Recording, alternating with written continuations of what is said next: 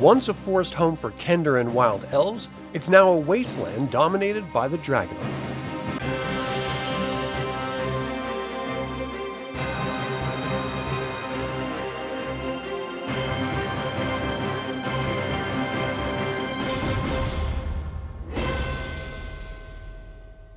Welcome to another DragonLance Saga episode. My name is Adam, and today we're going to talk about Balifor in the War of the Lance era. I would like to take a moment and thank the members of this channel, and invite you to consider becoming a member by visiting the link in the description below. You can even pick up DragonLance gaming materials using my affiliate links. I am referencing the Tales of the Lance box set and War of the Lance sourcebook for this information. If I leave anything out or misspeak, please leave a comment below. There are few juxtapositions as drastic as Balifor pre- and post-Cataclysm. Since the Age of Dreams and the Time of Light, Balifor has been a richly forested territory granted by Silvanos himself to its namesake and military hero, Balif. This land was populated by playful Kender, wild elves, and beasts of all kinds. However, the Cataclysm caused much of the land to crumble and sink beneath the ocean waves of the South Courrain. This forced those who survived to travel elsewhere. Many of the Kender traveled east to found Kendermore, and wandering human tribes clustered near the shore to capitalize on the rich soil for farming, until the Black Dragonarmy settled there and occupied it throughout the War of the Lance. The population of Balifor is primarily human, making up over 80% of its roughly 88,500 residents, split in half between civilized and nomadic peoples. 15% of the remaining are Kender, with elves and draconians as 2% each. The primary source for trade comes from spices, diamonds, glass, petrol, and Istarian artifacts. The rugged land, with its harsh deserts to the north, expansive savannas to the south, and jagged cliff-covered coastlines, belies its rich and bountiful soil. The maelstrom to the north forces warm weather and moisture south, which enriches this once vibrant land, adding much-needed elements of life necessary for the growth of plant life. For the hard-working who are able to protect themselves, they can truly make a bountiful living off the land.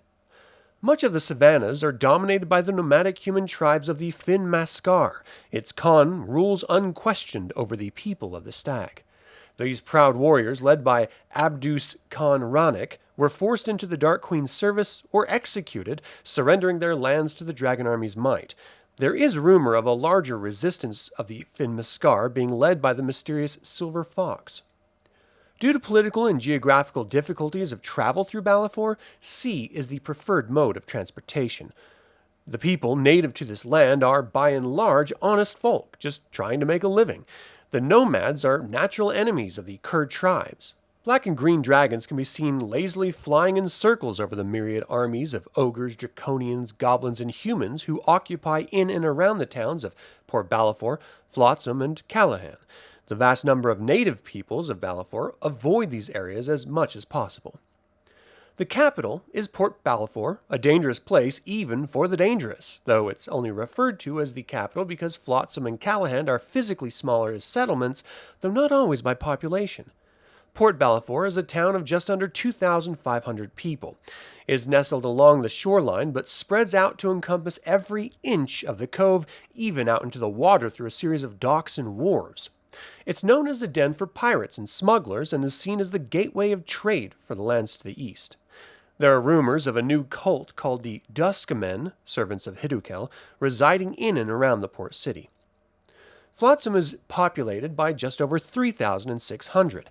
It was built from the wreckage of Istar and is a hotspot for pirates of the Blood Sea. It's a rough town where business is run by its citizens who carefully cater to the pirates, merchants, and those foolhardy enough to sail the Blood Sea of Istar. Callahan is a small town with just over 1,200 citizens. It's known as the center for fishmongers, farmers, Kurdish roughnecks, and elves. The locals do their best to keep pirates and smugglers out of their port town, who tend to visit ports of the Kerman Sea instead. While the city is ruled by a former Knight of Salamnia, Garlic de Ferros, he was not prepared to resist the Black Dragonarmy which occupies the town today.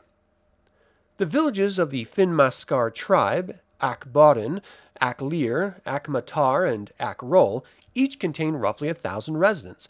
They're situated around the rare springs that dot the savannas and deserts of Balifor. These people of the Fin Mascar are tolerant of newcomers if respect is given in return. Brightfield has a population of just over 500 and is the largest farming community in Balifor. It is situated on the most fertile lands and is seen as the center for agricultural trade, though most of its production is being used by the dragon armies. The village of Patience has under 500 residents and is built over an ancient Silvanos outpost. It was once a home to Kender, but the Black Dragonarmy uses it as a meeting place for would-be troops from the north and east. There are a couple of other important sites of note, like the Cloven Hills. These are south of the Window of the Stars, beside the Kerman Sea coast. It's the home to Neater dwarves of the Stonecutter clan. They do their best to avoid visitors, but they do travel to ply their wares.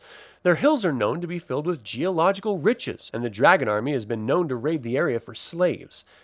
The Window to the Stars is an ancient mystical site in Kerr's southernmost border. It is an uncharacteristic feature of the overwhelmingly flat countryside.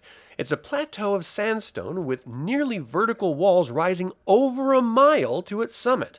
On the summit is a dark and highly polished glass-surfaced monument, which is seemingly impervious to harsh weather.